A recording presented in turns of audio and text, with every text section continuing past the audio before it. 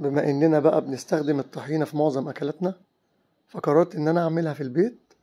وبصراحة كده كان قرار جميل وفرحان ان انا عملتها في البيت، لان بحبها جدا.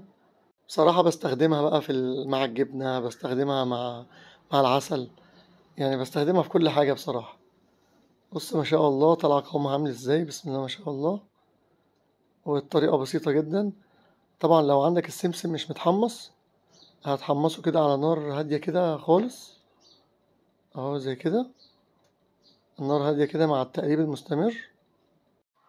وبعد ما يتحمص معانا بالشكل ده كده، هننزله في الكبة بعد ما يبرد خالص طبعا، وهنفرمه كويس جدا لغاية ما ينزل منه زيت السمسم كده، اهو بالشكل ده كده.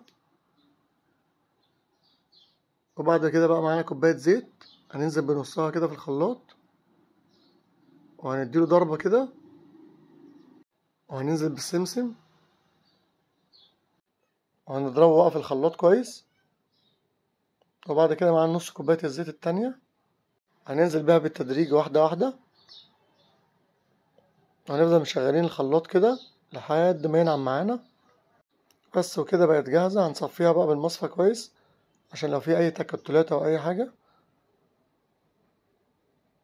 هنصفيها كده بالطريقة ديت، مصفى ناعم جدا طبعا.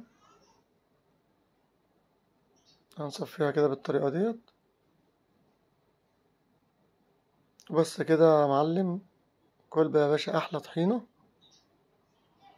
بسم الله ما شاء الله، شايفين النتيجة عاملة ازاي.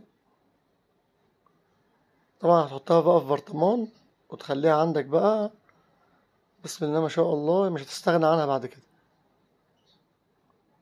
وربنا يملى بيوتنا خير يا رب، وبألف هنا وشفا عليكم ان شاء الله. بقى لو عجبك الفيديو ما تنساش بقى الاشتراك والاعجاب.